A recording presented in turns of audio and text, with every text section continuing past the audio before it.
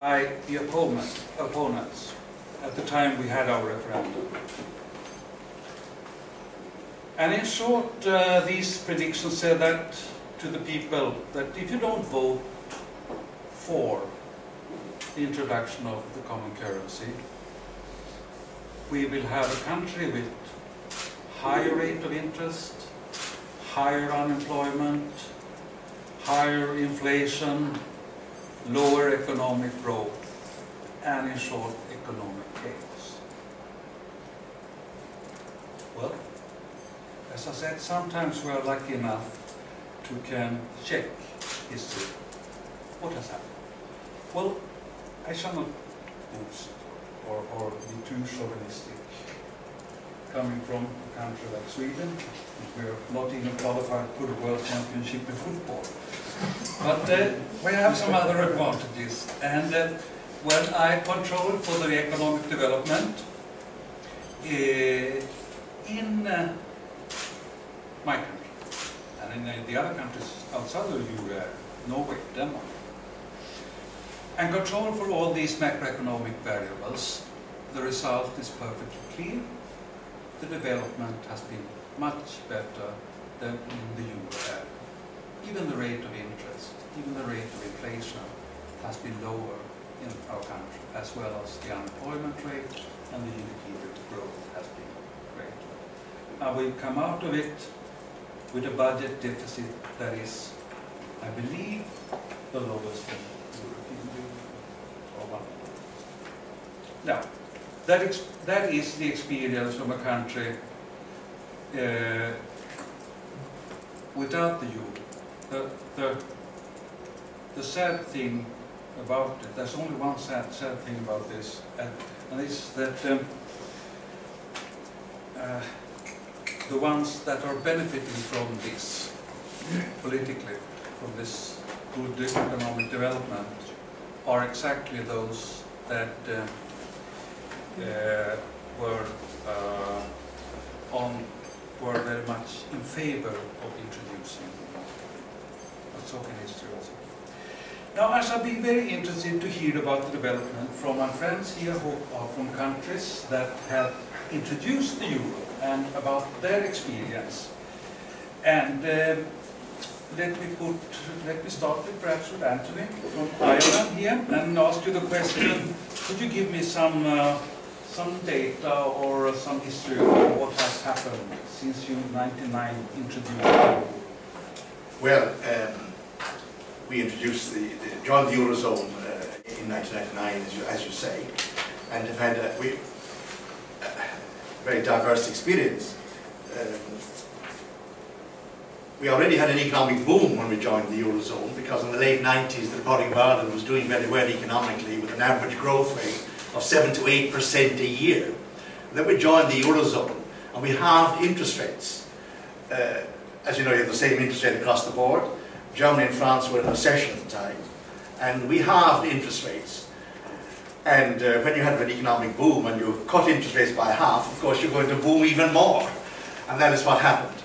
And that exemplified the point that you were making, that a one-size-fits-all interest rate regime is not suitable for many different economies. Ireland at that time, the Republic of Ireland, was in a boom. France and Germany were in recession. The interest rate for the Eurozone as a whole is primarily set by what suits France and Germany, because they're the most populous countries. That suited them at the time, a low interest rate. We needed higher interest rates. So we had a bigger boom than ever, and now we have the biggest bust in Europe. Even worse than Greece in many ways, because our public sector deficit is higher than in Greece's, and we had a huge private property boom in housing, which the Greeks didn't have. So we are now in a terrible situation. Moreover, the Republic of Ireland is unusual in the Eurozone countries in that we do most of our trade outside the Eurozone. Trade being exports and imports together. You might say we do 1/3 of our trade with the other 15 members of the Eurozone, 16 states in the Eurozone altogether. 1/3 with them, 1/3 with the United Kingdom, of Britain and North of Ireland, and 1/3 with America and the rest of the world.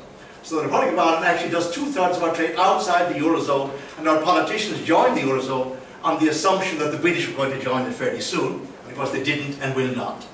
So we're now caught on the exchange rate side. Not only did was our boom aggravated and the bust made worse by the unsuitable interest rate regime we had to adopt. But we now are faced with a declining pound sterling. Sterling goes down, which hits our exports to Britain very badly. The dollar has been going down, though currently because the euro is going down, the dollar is starting to go up.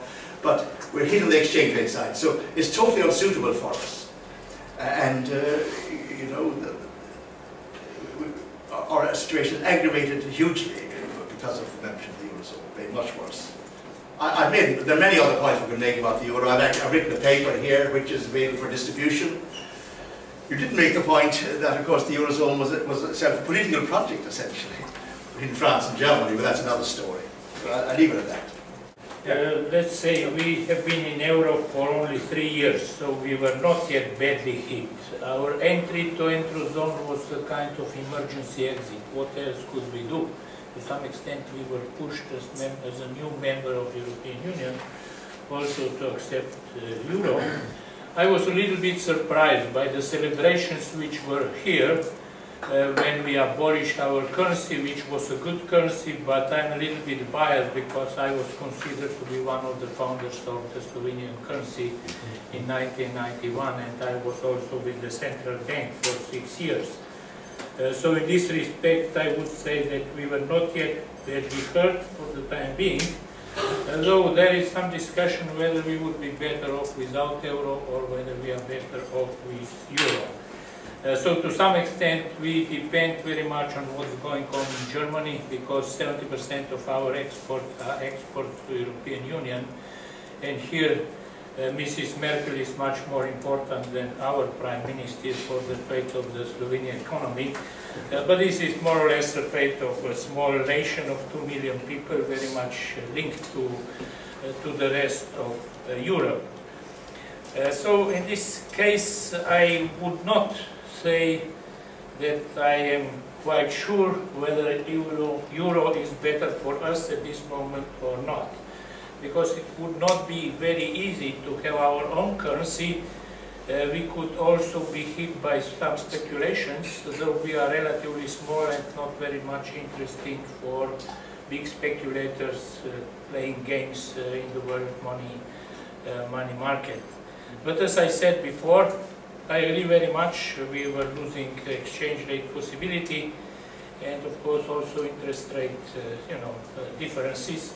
And of course we are not very much compensated by let's say, inflows from the European Union. In fact, if you look at inflows and outflows from Slovenia, our payments to the European Union and what we get back, we usually pay slightly more than we get back. But this is, to some extent, we should be proud of.